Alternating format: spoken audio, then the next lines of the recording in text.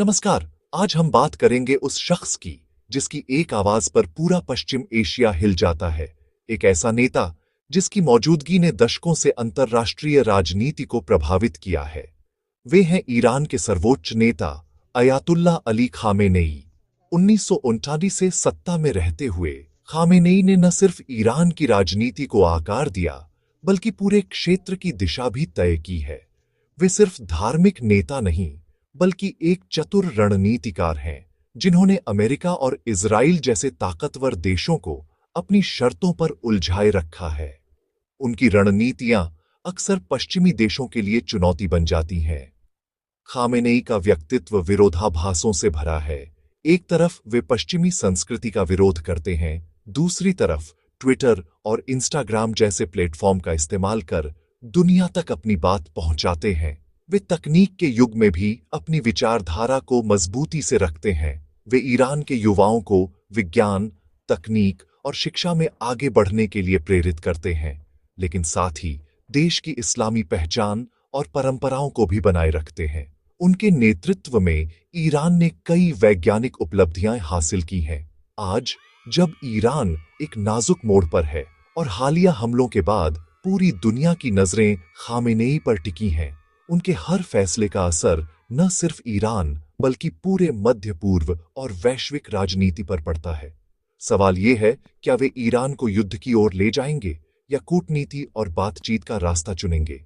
उनके एक फैसले से लाखों लोगों की किस्मत बदल सकती है, और यही आज सबसे अहम सवाल है। इस वीडियो में हम जानेंगे खामेनेई का सफर, उनकी ताकत, उनके फैसलों के पीछे की सोच और कैसे वे ईरान को एक नई दिशा देने की कोशिश कर रहे हैं। और आखिर क्यों अयातुल्ला अली खामेनेई आज भी दुनिया की महाशक्तियों के लिए सबसे बड़ा सिरदर्द बने हुए हैं। अली खामेनेई का जन्म 1929 में मशहद के एक धार्मिक और विद्वान परिवार में हुआ। उनका बचपन पारंपरिक माहौल में बीता, जहां धार्मिक रीति रिवाज और इस्लामी संस्कारों का गहरा प्रभाव था। उनके पिता एक प्रसिद्ध शिया विद्वान थे जिनकी सादगी और धार्मिकता ने अली के व्यक्तित्व को गहराई से प्रभावित किया। घर में कुरान और धार्मिक पुस्तकों का अध्ययन रोजमर्रा की बात थी, जिससे उनका झुकाव बचपन से ही इस्लामी शिक्षा की ओर हो गया। उन्होंने अपनी प्रारंभिक शिक्षा मशहद के धार्मिक स्कूलों में प्राप्त की, जहां उन्होंने इस्लामी कानून, अरबी भाषा और साहित्य में गहरी रुचि दिखाई। आगे चलकर वे उच्च धार्मिक शिक्षा के लिए इराक के नजफ भी गए, जो शिया इस्लाम का एक प्रमुख केंद्र है। लेकिन असली बदलाव उनके जीवन में तब आया जब वे कौम पहुंचे। यहां उनकी मुलाकात अयातुल्ला खोमैनी से हुई, जिनके विचारों और नेतृत्व ने खामेनेई की सोच को नई दिशा दी। खोमैनी के क्रांतिकारी विचारों ने खामेनेई के भीतर बदलाव की आग जलाई। वे शाह के खिलाफ आंदोलनों में सक्रिय रूप से शामिल हो गए और युवाओं को भी प्रेरित करने लगे। अपनी प्रखर भाषण कला और निर्भीकता के कारण वे कई बार गिरफ्तार हुए, लेकिन उन्होंने कभी हार नहीं मानी। हर बार जेल से लौटने के बाद वे और अधिक मजबूत और प्रेरित होकर सामने आए। उनके समर्थकों की संख्या भी बढ़ती गई। जेल और यातनाओं ने उनके इरादे नहीं बदले, बल्कि उन्होंने खोमैनी के संदेश को पूरे ईरान में फैलाने का संकल्प और भी दृढ़ कर लिया। वे गुप्त बैठकों और पत्रों के माध्यम से क्रांतिकारी विचारों का प्रचार करते रहे। इसी संघर्ष और समर्पण ने उनके राजनीतिक जीवन की नींव रखी और वे धीरे धीरे एक प्रमुख नेता के रूप में उभरने लगे। ये वही नेता बनने की कहानी थी जिसने आगे चलकर ईरान का इतिहास बदल दिया और देश को एक नई दिशा दी। 1970 के दशक के अंत में शाह के खिलाफ गुस्सा चरम पर था। खोमैनी के संदेशों और खामेनेई जैसे नेताओं की मेहनत से देश भर में विरोध की लहर उठी। 1969 में शाह को देश छोड़ना पड़ा और खोमैनी की वापसी के साथ ईरान इस्लामी गणराज्य बन गया। खामेनेई नई सरकार के गठन में अहम भूमिका में थे और IRGC की स्थापना में भी उनका योगदान रहा। उन्होंने रक्षा उपमंत्री और तेहरान के इमाम के रूप में लोगों में जोश भरा। क्रांति ने ईरान को अमेरिका के सहयोगी से उसके सबसे बड़े दुश्मन में बदल दिया। खामेनेई ने विलायत-ए-फक़ीह, इस्लामी न्यायविद के शासन को लागू करने में अहम भूमिका निभाई। यही विचारधारा आगे चलकर उन्हें सर्वोच्च नेता की कुर्सी तक ले गई। 1981 में राष्ट्रपति और प्रधानमंत्री की हत्या के बाद खामेनेई राष्ट्रपति बने। उस समय ईरान इराक युद्ध चरम पर था। राष्ट्रपति के रूप में उन्होंने युद्ध के दौरान देश का मनोबल बनाए रखा और सेना को संगठित किया। उनके कार्यकाल में अर्थव्यवस्था को संभालने और मुस्लिम देशों से संबंध मजबूत करने की कोशिशें हुईं। 1979 में खोमैनी के निधन के बाद अगला सर्वोच्च नेता कौन होगा, यह बड़ा सवाल था। खामेनेई धार्मिक रूप से वरिष्ठ नहीं थे, लेकिन उनकी राजनीतिक सूझबूझ और वफादारी ने उन्हें आगे कर दिया। विशेषज्ञों की सभा में खोमैनी की इच्छा का हवाला देकर खामेनेई को सर्वोच्च नेता चुना गया। 50 साल की उम्र में वे ईरान के सबसे ताकतवर व्यक्ति बन गए। ईरान का सर्वोच्च नेता राष्ट्रपति और संसद से ऊपर होता है। सभी नीतियों पर अंतिम फैसला उन्हीं का होता है। खामेनेई सेना, पुलिस और आईआरजीसी के कमांडर इन चीफ हैं। युद्ध या शांति का फैसला भी उन्हीं के हाथ में है। न्यायपालिका प्रमुख की नियुक्ति, मीडिया और सूचना का नियंत्रण भी उनके पास है। एक अयातुल्ला के रूप में उनका धार्मिक प्रभाव लाखों शिया मुसलमानों पर है। उनकी बातों को ईश्वर के प्रतिनिधि का आदेश माना जाता है। बैत-ए-रहबरी, उनका कार्यालय, देश भर में नीतियों को लागू करता है और आर्थिक संस्थानों पर भी उनका नियंत्रण है। यही केंद्रीकृत शक्ति उनके लंबे शासन का राज्य है।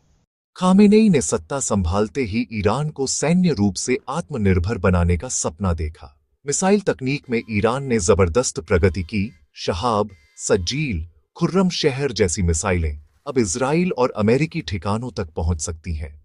खामेनेई ने मिसाइल कार्यक्रम को ईरान की रक्षा का अधिकार बताया और अंतर्राष्ट्रीय दबाव के आगे कभी नहीं झुके। ड्रोन तकनीक में भी ईरान ने बड़ी छलांग लगाई।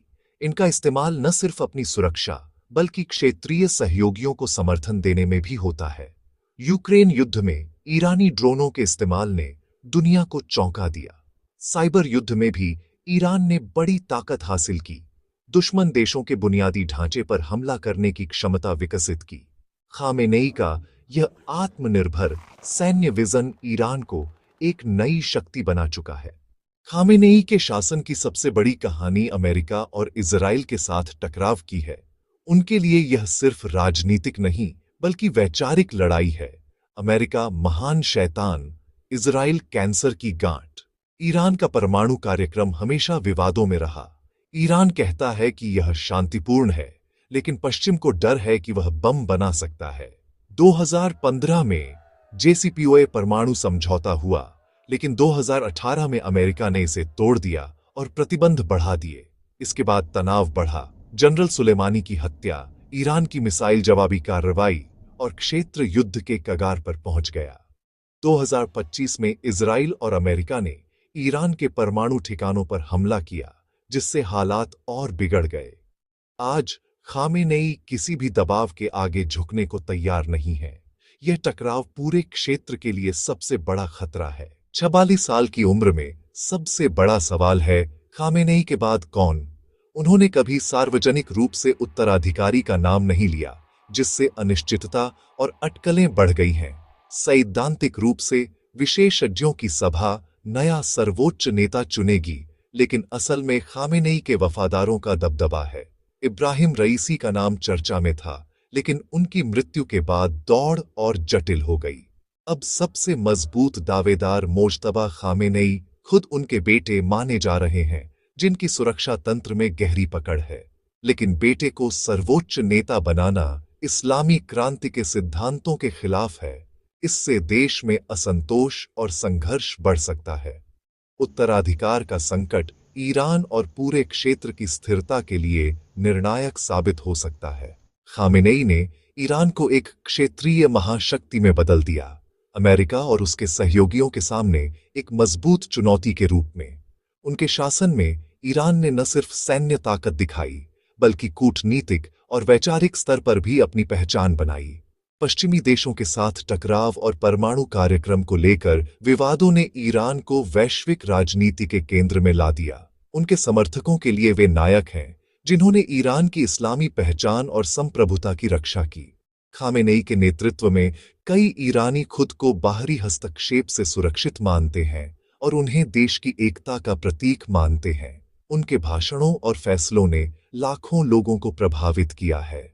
आलोचकों के लिए वे तानाशाह हैं। व्यक्तिगत स्वतंत्रता और महिलाओं के अधिकारों का दमन किया, देश को अलग थलग किया। सेंसरशिप, राजनीतिक बंदियों और सामाजिक पाबंदियों ने कई लोगों को असंतुष्ट किया है। खासकर युवा और महिलाएं बदलाव की मांग कर रही हैं।